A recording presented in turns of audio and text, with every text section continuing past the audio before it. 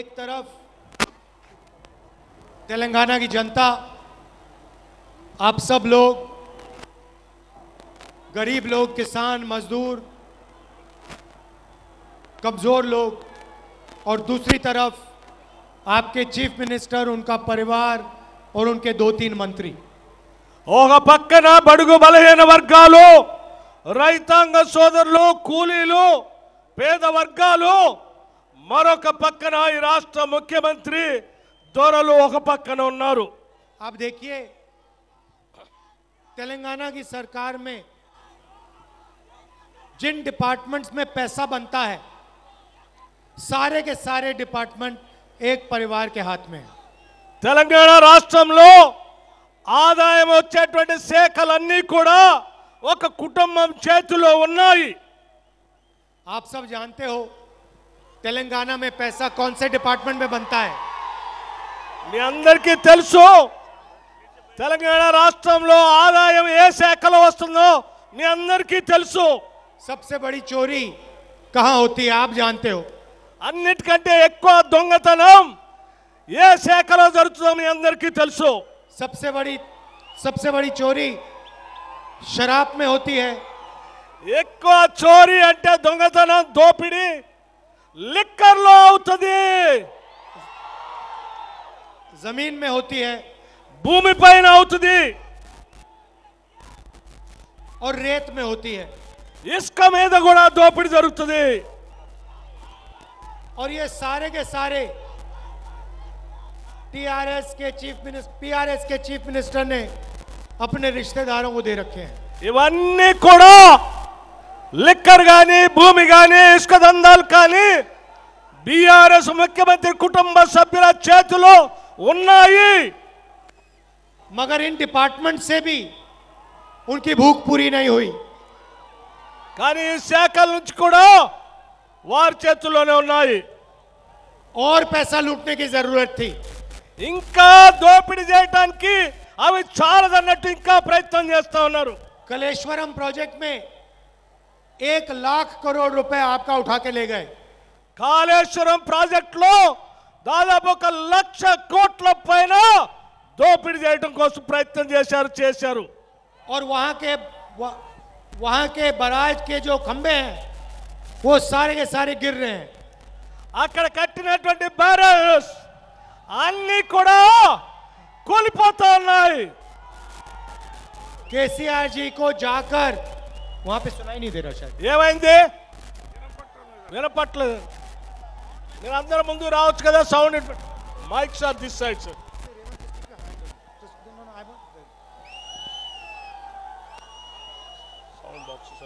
वहां पे केसीआर जी को इंस्पेक्शन करना चाहिए। అక్కడ కూలిపోతున్నటువంటి బ్యారేజెస్ దగ్గర ఈ రాష్ట్ర ముఖ్యమంత్రి కేసీఆర్ ఇన్స్పెక్షన్ చేయాల్సినటువంటి అవసరం ఉంది। हालत यह है कि तेलंगाना पे इतना कर्जा है कि 2040 तक सारे के सारे परिवार 31,500 रुपए देंगे। ఇదంతా కూడా 31,500 brother. Yeah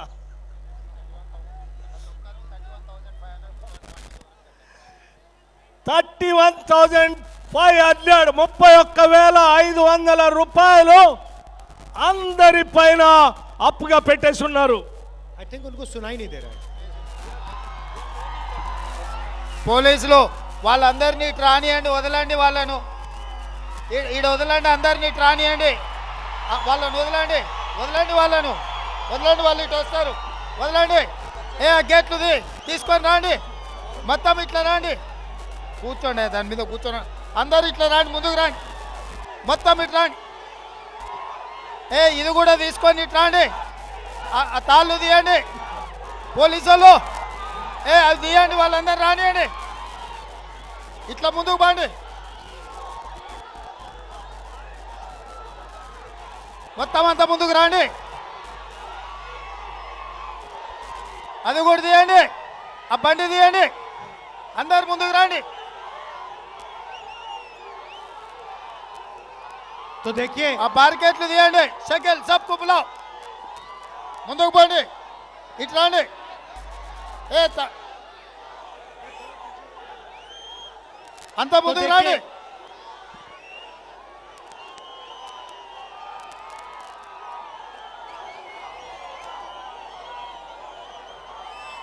I think it's okay.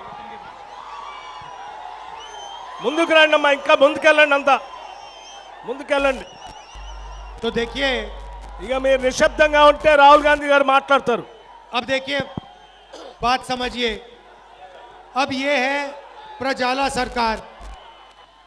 जनता को सुनाई नहीं दे रहा था तो सारी की सारी चेन हटा दी. यहां आ गए आप. చూడండి, ఇది ప్రజల సర్కార్ అంటే మనకు వినపడకపోతే మీ అందరి కోరిక మేరకు అందరిని ఇక్కడ తీసుకొచ్చాం. अब भैया दोराला सरकार में आपके चीफ मिनिस्टर ऐसे नहीं कर सकते. దొరల ప్రభుత్వంలో మీ ముఖ్యమంత్రి ఇట్లయితే చేయడు, అక్కడే ఉంచుతాడు మిమ్మల్ని. जनता चीफ मिनिस्टर के इतना पास आ जाए उनको भागना पड़ जाएगा. జనతాకి చీఫ్ మినిస్టర్ ఉంటే ఎక్కడ ఉంటే అక్కడ రాణిస్తారు. तो इतना पैसा आपसे लूटा,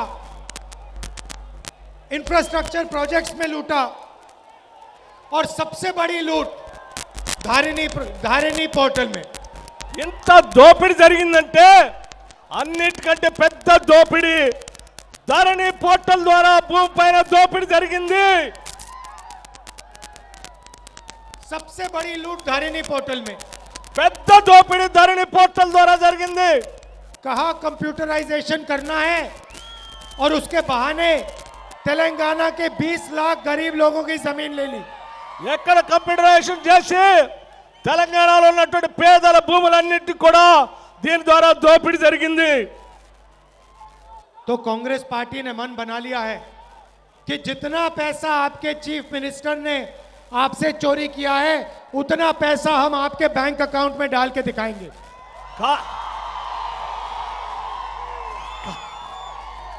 కాంగ్రెస్ ప్రభుత్వం రాగానే ఈ ముఖ్యమంత్రి మీ జేబుల నుంచి ఎంత దోపిడీ చేశాడో అంత సొమ్ముని మళ్ళీ మీ బ్యాంక్ అకౌంట్ లో వేస్తాము. प्रजाला सरकार आपका पैसा आपको कैसे देगी? ప్రజల సర్కార్ మీ డబ్బులు మీకోసమే ఖర్చు పెడుతుంది. सबसे पहले महालक्ष्मी स्कीम. అన్నిటికంటే ముందుగా మహిళల కోసం పెట్టినటువంటి మహాలక్ష్మి స్కీమ్. जो हमारी महिलाएं हैं वो तेलंगाना के भविष्य की देखभाल करती हैं, हमारे बच्चों की देखभाल करती हैं. మన దగ్గర ఉన్నటువంటి మహిళలు, తెలంగాణలో మహిళలు అందరికంటే తెలంగాణ కోసం, కుటుంబం కోసం, పిల్లల కోసం ఆలోచన చేస్తారు. और गरीब महिलाएं दुगना काम करती हैं. పేద మహిళ చాలా కష్టపడి కూలి చేసి పడతారు. दिन भर मजदूरी करती हैं और अपने बच्चों की देखभाल करती हैं. రోజంతా కూలి చేస్తారు, పిల్లల కోసం పాటుపడతా ఉంటారు. तो सबसे पहला कदम तेलंगाना की हर महिला के बैंक अकाउंट में 2,500 रुपए प्रति महीना. మొట్టమొదటి అడుగు తెలంగాణ మహిళల అకౌంట్ లో 2,500 రూపాయలు వాళ్ళ అకౌంట్ లో వేస్తాము. मोदी जी के सरकार में गैस सिलेंडर 1,000 रुपए का मिलता है. మోదీ గవర్నమెంట్ లో గ్యాస్ సిలిండర్ 1000 రూపాయలు దొరుకుతా ఉంది.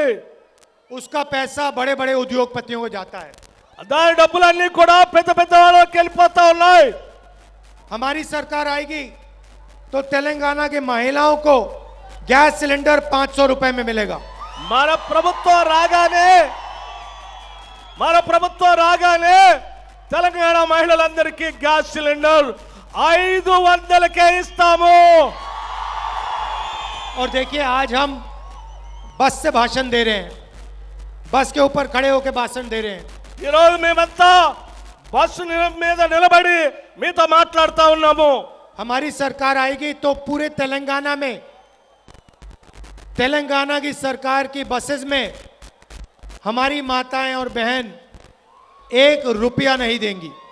మా ప్రభుత్వం రాగానే, కాంగ్రెస్ ప్రభుత్వం రాగానే మన తల్లులు సోదరిమణులకి ఈ బస్సుల్లో 1 రూపాయి కూడా ఇవ్వకుండా ఉచిత ప్రయాణం జరుగుతుంది. तो देखिए महीने का 2,500 रुपए सीधा बैंक अकाउंट में। ప్రతి నెల 2500 రూపాయలు నేరుగా వాళ్ళ బ్యాంక్ అకౌంట్ లోకి వస్తాయి। 500 रुपए गैस सिलेंडर में बचेंगे।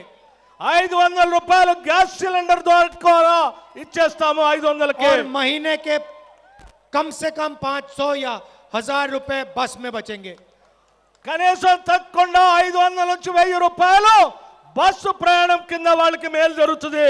तो महीने की हर महिला को 4000 रुपए की बचत होगी। ప్రతి మహిళకి కనీసం 4000కు తగ్గకుండా ప్రతి మహిళకి మేలు జరుగుతుంది। इंदिरा अम्मा इंड्लू स्कीम में ఇందిరమ్మ ఇళ్ళ పథకంలో जो घर बनवाना चाहते हैं, जिनके पास घर नहीं है, उन्हें 5 लाख रुपए कंस्ट्रक्शन के लिए मिलेगा।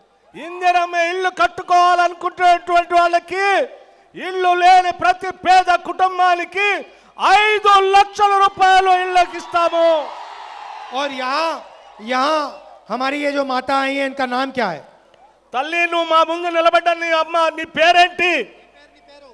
తన పేరు పేరు పేరు రామేశ్వరమ్మ। रामेश्वर अम्मा जैसी तेलंगाना में लाखों महिलाएं हैं जो बुजुर्ग हैं। రామేశ్వరమ్మ లాంటి తల్లులు తెలంగాణ రాష్ట్రంలో కొన్ని లక్షల మంది ఉన్నారు। इन्होंने अपनी पूरी जिंदगी तेलंगाना के लिए दी है। వారి జీవితం మొత్తం తెలంగాణ కోసమే బతికారు। तेलंगाना को बनाने में इन्होंने मेहनत करी है, अपना खून पसीना दिया है।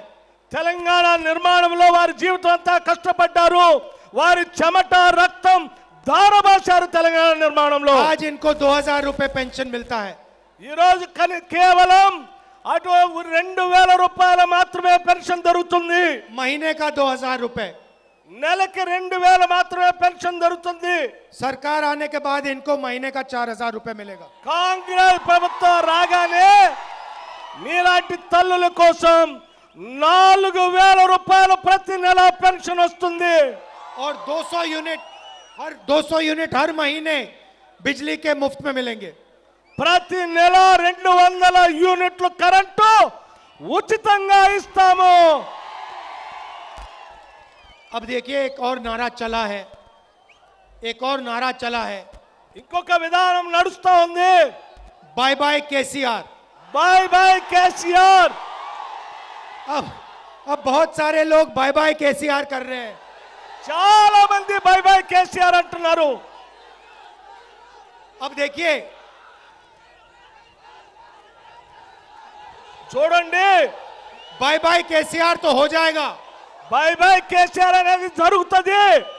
मगर जो पैसा केसीआर ने लूटा है 1 लाख करोड़ रुपए आपके इंफ्रास्ट्रक्चर के प्रोजेक्ट का, धारिनी पोर्टल का जो पैसा है, उसका हिसाब भी तो लेना है। బాయ్ బాయ్ కేసీఆర్ అయితే జరుగుతుంది, కానీ కేసీఆర్ దోపిడీ చేసిన 1,00,000 కోట్ల పైబడిన కాళేశ్వరం ప్రాజెక్టు అట్లాగే ధరణి మీద జరిగినటువంటి దోపిడీ లెక్కలు తేల్చాలి కదా। उनको ये भी तो समझाना पड़ेगा कि उन्होंने आपके पैसे के साथ क्या किया। ఆయన చెప్పాలి కదా, ఈ డబ్బుతో ఈ లెక్కలు తేల్చాలి ఏం చేశాడో చెప్పాలి కదా। मैंने आपको अभी तेलंगाना की बात की, ఇప్పుడు నేను తెలంగాణ గురించి చెప్పాను। अब मैं थोड़ा आपको देश के बारे में कहना चाहता हूं। ఇప్పుడు నేను కొద్దిగా ఇప్పటివరకు తెలంగాణ గురించి చెప్పాను, ఇప్పుడు దేశం గురించి కూడా చెప్పాలనుకుంటున్నాను। कुछ महीने पहले मैंने भारत जोड़ो यात्रा शुरू की थी। కొద్ది నెలల క్రితం మీ అందరికీ తెలిసిందే నేను భారత్ జోడో యాత్ర చేశాను। भारत जोड़ो यात्रा का मतलब मैं आपको एक लाइन में समझाना चाहता हूं। భారత్ జోడో యాత్ర గురించి దాని అర్థం గురించి ఒక్క లైన్ లో మీకు మీ దృష్టికి తీసుకురాదలుచుకున్నాను। ये देश और प्रदेश नफरत के प्रदेश और देश नहीं है, ये मोहब्बत का देश है, मोहब्बत का प्रदेश है। ఈ దేశము ఈ రాష్ట్రము విద్వేషాలకి స్థానం ఉన్నటువంటిది కాదు, ప్రేమించేటువంటి దేశము రాష్ట్రం ఇది. नरेंद्र मोदी और आरएसएस पूरे देश में नफरत फैला रहे हैं. నరేంద్ర మోడీ మరి ఆర్ఎస్ఎస్ వాళ్ళు ఈ దేశంలో ద్వేషాన్ని పెంచుతున్నారు. तो हमारी यात्रा में हमारा मैसेज एक लाइन का मैसेज था. నా యాత్రలో నా సందేశం మొత్తం ఒక్క లైన్లోనే సందేశం ఇచ్చాను. नफरत के बाजार में हम मोहब्बत की दुकान खोलने जा रहे हैं. ద్వేషం ఉండేటువంటి బజార్లో, ద్వేషాన్ని పంచే బజార్లో నేను ప్రేమను పంచేటువంటి దుకాణాన్ని తెరిచాను. अब सवाल उठता है कि बीजेपी नफरत क्यों फैलाती है. సవాల్ ఏంటంటే అసలు బీజేపీ ద్వేషాన్ని ఎందుకు పెంచుతుంది? इस नफरत से बीजेपी को क्यों फायदा होता है, ये मैं आपको आज बताना चाह रहा हूं. ఈ ద్వేషంతో భారతీయ జనతా పార్టీకి ఏం లాభం జరుగుతుందో నేను చెప్పదలుచుకున్నాను. भाइयों और बहनों, यहां पे बहुत सारे पिछड़े समाज के लोग खड़े हैं. సోదర సోదరిమణులారా, ఇక్కడ నిలబడినటువంటి వాళ్ళంతా కూడా అనేక సంవత్సరాల సమాజం నుంచి ఉన్నటువంటి వాళ్ళు. మీరు जिसको हम ओबीसी कहते हैं. వెనుకబడినటువంటి వర్గాలకు సంబంధించినటువంటి వాళ్ళు ఉన్నారు, వాళ్ళని ఓబీసీలు అంటారు. यहां पे दलित समाज के लोग हैं. ఇక్కడ ఉన్నటువంటి వాళ్ళు దళితులు కూడా ఉన్నారు. आदिवासी यहां पे कम है, ఆదివాసీ చాలా తక్కువ మంది ఉన్నారు ఇక్కడ. मगर देश में ज्यादा से ज्यादा आबादी दलित, आदिवासी, पिछड़े, माइनॉरिटीज की है. కానీ దేశంలో పెద్ద ఎత్తున ఉన్నటువంటి జనాభా బలహీన వర్గాలంటే ఓబీసీలు, దళితులు, గిరిజనులు, మైనార్టీ సోదరులు ఉన్నారు. मैं आपको उदाहरण के तौर दिखा देता हूं. यहां पे ओबीसी वर्ग के कितने लोग हैं, हाथ उठा के दिखाओ. నేను మీకు ఒక ఉదాహరణ చెప్పదలుచుకున్నాను. ఇక్కడ ఉన్నటువంటి వాళ్ళు బీసీలకు సంబంధించిన జనాభా ఎంతమంది ఉన్నారో చేయి ఎత్తండి. ये देखो, आधे हिंदुस्तान ने हाथ उठा दिया. ये देखो, तो इस देश में कम से कम 50% ओबीसी वर्ग है. ఈ దేశంలో తక్కువలో తక్కువ 50% మంది బలహీన వర్గాలకు సంబంధించినటువంటి వాళ్ళు ఓబీసీలు ఉన్నారు. और ये जो लोग हैं, ये इस देश को चलाते हैं, रीढ़ की हड्डी हैं. వీళ్ళే ఈ దేశ ఆర్థిక సంపదను నడిపిస్తూ ఉంటారు. अब सवाल ये है कि इन लोगों की हिंदुस्तान को चलाने में कितनी भागीदारी है. కానీ సవాలు మన ముందున్నటువంటిది ఏంటంటే అసలు ఈ దేశాన్ని నడిపించేటువంటి వాళ్ళల్లో వీళ్ళ పాత్ర ఎంత? और ये सवाल है कि इस देश में किसकी कितनी आबादी है. సవాల్ ఏంటంటే ఈ దేశంలో ఎంత మందికి ఎంత హక్కులు ఉన్నాయని. अगर मैं आपसे आज पूछूं कि भैया इस देश में ओबीसी कितने हैं, इस भीड़ में कोई जवाब नहीं दे सकता. భయ్యా, నేను మీ అందరినీ ఒక ప్రశ్న అడుగుతున్నాను. ఈ దేశంలో ఓబీసీలు ఎంతమంది అంటున్నారు అని అంటే చాలా మందికి తెలియదు. कितने आदिवासी हैं, कितने दलित हैं, कोई जवाब नहीं दे सकता. ఎంతమంది ఆదివాసీలు ఉన్నారు, ఎంతమంది దళితులు ఉన్నారంటే సమాధానం ఎవరు చెప్పరు. भाई और बहनों, कुछ दिन पहले मैंने पार्लियामेंट में भाषण किया. సోదర సోదరిమణులారా, నేను కొద్ది రోజుల క్రితం పార్లమెంటులో ఉపన్యాసం చెప్పాను. और मैंने वहां 2 आंकड़े रखे जो मैं आपके सामने रखना चाहता हूं. నేను అక్కడ పెట్టినటువంటి 2 అంశాలు మీ ముందు పెట్టదలుచుకున్నాను. हिंदुस्तान की सरकार को एमपी, राज्यसभा, लोकसभा के एमपी नहीं चलाते. ఈ భారతదేశం అంటే హిందూ భారతదేశాన్ని పార్లమెంటు సభ్యులు అంటే రాజ్యసభ సభ్యులు కానీ లోక్సభ సభ్యులు కానీ నడిపించట్లేదు. भारत की सरकार को 90 अफसर चलाते हैं, 90 आईएएस के ऑफिसर चलाते हैं. ఈ భారత ప్రభుత్వాన్ని 90 మంది అధికారులు నడిపిస్తా ఉన్నారు. ये 90 लोग हिंदुस्तान के बजट को बांटते हैं. ఈ 90 మంది అధికారులే ఈ దేశ బడ్జెట్ ని పంచుతారు. ये निर्णय लेते हैं कि डिफेंस के लिए कितना पैसा जाएगा, मनरेगा में कितना जाएगा, इंफ्रास्ट्रक्चर में कितना जाएगा, शिक्षा में कितना जाएगा. ఈ అధికారులే రక్షణ రంగానికి ఎంత పోవాలి, ఎన్ఆర్యుఎస్కి ఎంత పోవాలి, అట్లాగే ట్రైనింగ్కి ఎంత పోవాలి, మిగతా శాఖలకి దేనికి ఎంత పోవాలనేది ఈ అధికారులు మాత్రమే పంచుతారు. नरेंद्र मोदी और केसीआर अपने एमएलएज और एमपीज की बात नहीं सुनते, अफसरों की बात सुनते हैं. నరేంద్ర మోడీ గాని కేసీఆర్ కానీ ఎమ్మెల్యేలు ఎంపీలు మాట వినరు, ఈ అధికారుల మాట మాత్రమే వింటారు. तेलंगाना को भी ऐसे ही चुने हुए अफसर चलाते हैं. తెలంగాణ రాష్ట్రంలో కూడా ఇలా సెలెక్ట్ చేసుకున్నటువంటి కొద్ది మంది అధికారులు మాత్రమే నడుపుతా ఉంటారు. तो भाई और बहनों, सवाल उठता है कि इन अफसरों में से 90 अफसरों में से जो हिंदुस्तान को चलाते हैं, इसमें से ओबीसी कितने, दलित कितने, आदिवासी कितने. సోదర సోదరి మళ్ళారా, ఈ దేశాన్ని నడిపే 90 మంది అధికారుల్లో ఎంతమంది ఓబీసీలు ఉన్నారు, ఎంతమంది దళితులు ఉన్నారు, ఎంతమంది గిరిజనులు ఉన్నారని నేను అడిగాను. सवाल ये है, क्या इस देश को चलाने में दलितों, आदिवासियों, पिछड़ों और माइनॉरिटीज की भागीदारी है, हाँ या ना? यह सवाल है. ఏ సవాల్ ఏంటంటే ఈ దేశాన్ని నడిపించే దాంట్లో బలహీన వర్గాలు ఓబీసీలకి, దళితులకి, గిరిజనులకి భాగస్వామ్యం ఉండాలా వద్దా అనేది ప్రధానమైనటువంటి ప్రశ్న నేను ప్రశ్నిస్తా ఉన్నాను. भाई और बहनों, 90 अफसरों में से सिर्फ 3 अफसर ओबीसी वर्ग के हैं. 90 మంది అధికారుల్లో కేవలం 3 మాత్రమే ఓబీసీ అధికారులు ఉన్నారు. और बजट का सिर्फ 5% निर्णय ये अफसर लेते हैं. కేవలం 5% బడ్జెట్ మాత్రమే ఈ 3 అధికారులు నిర్ణయం చేస్తారు. मतलब हिंदुस्तान की सरकार में ओबीसी की कोई भागीदारी नहीं है. భారతదేశ ప్రభుత్వంలో ఓబీసీ అధికారులకి ఏ పాత్ర లేదు బడ్జెట్ పంచడంలో. इसलिए मैं हर भाषण में कहता हूं कि ओबीसी सेंसस, कास्ट सेंसस की जरूरत है.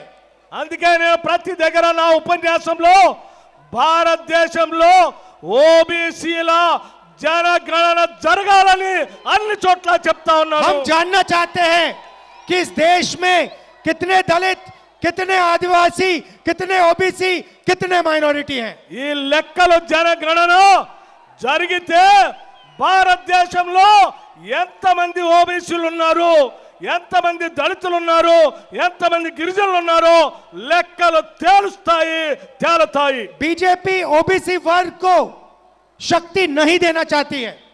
బీజేపీ భారతీయ జనతా పార్టీ ఓబీసీలకి శక్తిని ఇవ్వటానికి ఇష్టపడట్లేదు. टीआरएस ओबीसी वर्ग को शक्ति नहीं देना चाहती है.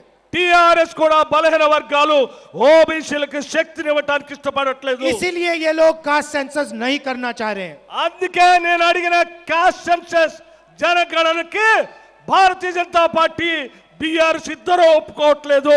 इसीलिए हमने कहा है कि जैसे ही हमारी सरकार तेलंगाना में आएगी, हमारा पहला स्टेप, पहला कदम कास्ट सेंसस होगा.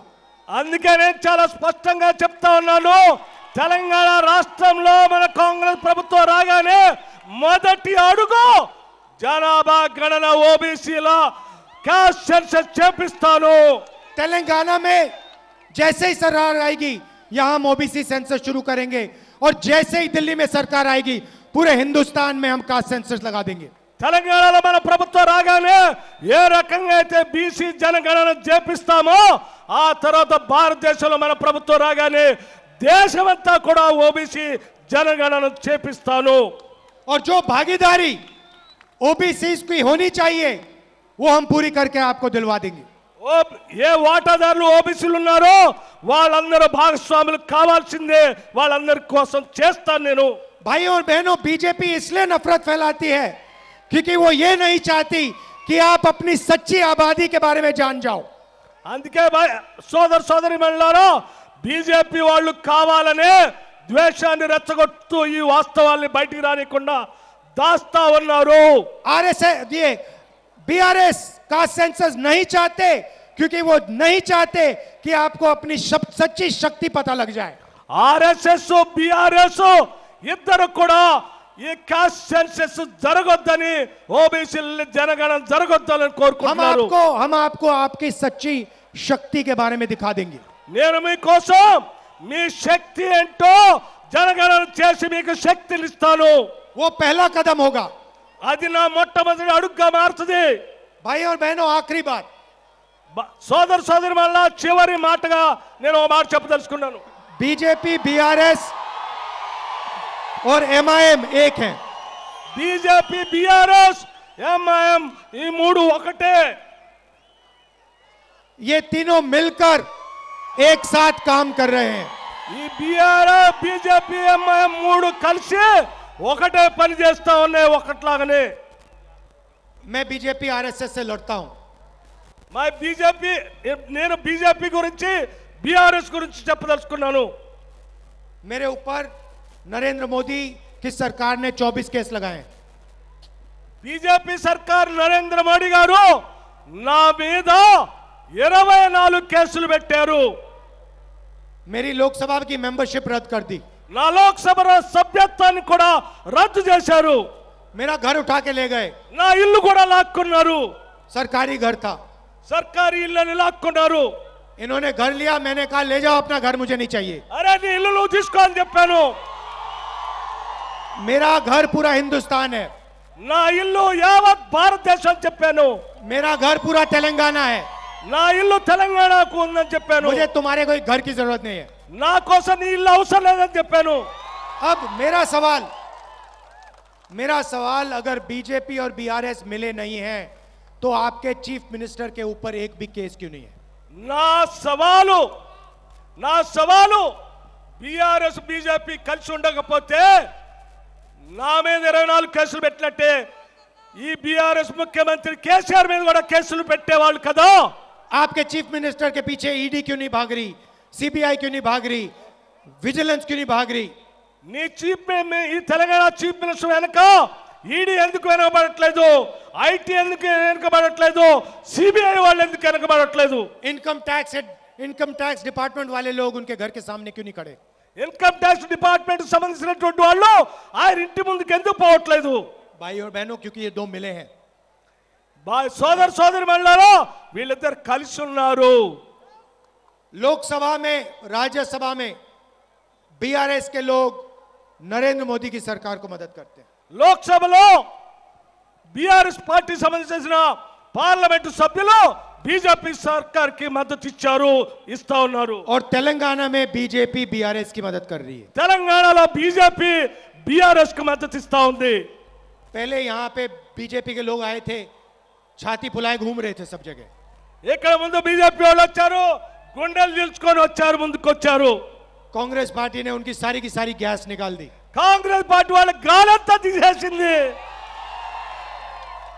गाड़ी के चारों टायर पंचर हो गए. వాళ్ళ బండికున్న 4 టైర్లు పంచర్ అయిపోయినాయి.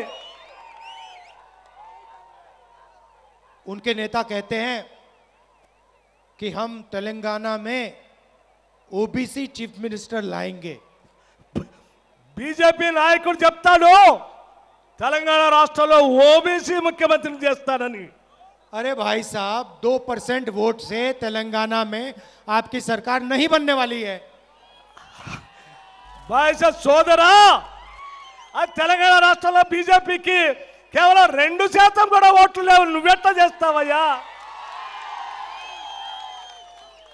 अगले टूर पे नरेंद्र मोदी जी अमेरिका जाएंगे. రాబోయే ఎన్నికల్లో నరేంద్ర మోడీ గారు అమెరికా కూడా వెళ్తారు. वहां पे जाके कहेंगे अमेरिका में हम ओबीसी का राष्ट्रपति लाएंगे. అక్కడ అమెరికాకు కూడా వెళ్ళి అమెరికాలో కూడా ఓబీసీ రాష్ట్రపతిని చేస్తాను, ప్రెసిడెంట్ చేస్తాను అమెరికాకి అని చెప్తాడు. ना तेलंगाना में इनकी सरकार आ रही है, ना अमेरिका में सरकार आएगी. ఇక్కడ తెలంగాణలో రాజు, అమెరికాలో కూడా రాజు ఆయన ప్రభుత్వం. आप बीआरएस की मदद करना बंद करो. మీరంతా బీజేపీకి మద్దతు ఇవ్వడం బంద్ చేయండి. और दिल्ली में जाके अपनी तैयारी करो. మీరు ఢిల్లీ పోయి మీ ప్రయత్నాలు మీరు చేసుకోండి, తయారీ కాండి. क्योंकि जैसे हमने आपका यहाँ टायर पंचर किया है, हम दिल्ली में आपका टायर पंचर करने आ रहे हैं. తెలంగాణలో ఎట్లా అయితే మీ టైర్లన్నీ పంచర్ చేసి గాలి తీసామో, ఢిల్లీ అంటే భారతదేశంలో కూడా కొద్ది రోజుల్లో మీ గాలి అంతా తీయబోతున్నాను నేను. अच्छा, एक दूसरी पार्टी, तीसरी पार्टी है बीच में, మధ్యలో మూడో పార్టీ కూడా ఉంది, MIM। MIM। जहां भी हम चुनाव लड़ने जाते हैं, ఎక్కడైతే మేము ఎన్నికలు పోటీ చేయడానికి పోతామో, असम, అస్సాం, मध्य प्रदेश, राजस्थान, महाराष्ट्र, त्रिपुरा, जहां भी कांग्रेस पार्टी बीजेपी से लड़ती है, మధ్యప్రదేశ్, రాజస్థాన్ ఇంకా ఇతర రాష్ట్రాల్లో ఎక్కడైతే మేము ఎన్నికలు పోతామో, ఎక్కడైతే బీజేపీతో మేము పోరాటం చేస్తూ ఉంటామో అక్కడ వాళ్ళు వస్తూ ఉంటారు। वहां पे MIM पार्टी बीजेपी से पैसा लेकर कैंडिडेट खड़े कर देती है। ఆ రాష్ట్రాల్లో MIM పార్టీ బీజేపీ అంటే భారతీయ జనతా పార్టీ దగ్గర నుంచి డబ్బులు తీసుకొని వాళ్ళ అభ్యర్థులు పోటీ పెడతారు। आप देखिए, इनका एक वोट नहीं है, असम में इनका कुछ लेना देना नहीं है, मगर जहां भी बीजेपी चाहती है वहां पे MIM के लोग सलूट मार के कैंडिडेट बैठा देते हैं। ఇది చూడండి, అస్సాం లాంటి రాష్ట్రంలో వీళ్ళకు ఒక్క ఓటు కూడా లేదు, కానీ ఎక్కడైతే బీజేపీ కోరుకుంటుందో అక్కడ వెంటనే వీళ్ళు బీజేపీకి సల్యూట్ కొట్టి అక్కడ వీళ్ళు కావాలని వాళ్ళ అభ్యర్థులు పెడతారు। मैं MIM के नेताओं से पूछना चाहता हूं, असम में कैंडिडेट बैठा उतारने के लिए आपको पैसा कहां से आता है? అస్సాంలో నేను MIM ను ఒక ప్రశ్న అడగదలుచుకున్నాను, महाराष्ट्र में कैंडिडेट उतारने के लिए आपका पैसा कहां से आता है? అస్సాంలో మహారాష్ట్రలో మీరు అభ్యర్థులు పెట్టడానికి డబ్బులు ఎక్కడి నుంచి వస్తా ఉన్నాయి మీకు అని అడుగుతా ఉన్నాను। मैं आपको बताता हूं, बीजेपी से आता है। నేను మీ అందరికీ చెప్తా ఉన్నాను, అది బీజేపీ నుంచి వస్తున్న డబ్బు। इसीलिए तीनों एक साथ खड़े हुए हैं। అందుకే నేను చాలా స్పష్టంగా చెప్తా ఉన్నాను, ఈ ముగ్గురు కలిసే ఉన్నారు।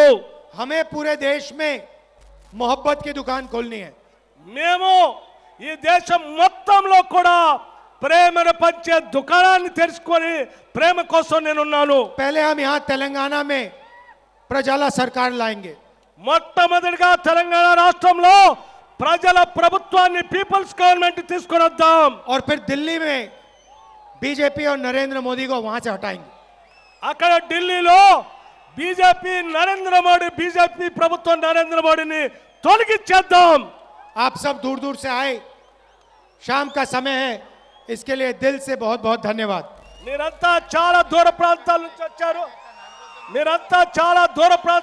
వచ్చారు, నా హృదయపూర్వకంగా మీ అందరికీ ధన్యవాదాలు తెలియజేస్తా ఉన్నాను। నా దిల్ కోల్ के మీకు ధన్యవాదాలు తెలియజేస్తా ఉన్నాను। हमारे कैंडिडेट्स का 1 मिनट में परिचय कर देता हूं। అనిరుద్ధ్ రెడ్డి జడ్చర్ల శాసనసభ స్థానం నుంచి కాంగ్రెస్ పార్టీ అభ్యర్థిగా పోటీ చేస్తా ఉన్నాడు। नमस्कार। మధుసూదన్ రెడ్డి గారు దేవరకద్ర శాసనసభ స్థానం నుంచి కాంగ్రెస్ పార్టీ అభ్యర్థిగా పోటీ చేస్తా ఉన్నాడు। आप सबका दिल से बहुत बहुत धन्यवाद। नमस्कार। నా హృదయపూర్వకమైనటువంటి ధన్యవాదాలు మీకు, మరొక్కసారి నా ధన్యవాదాలు।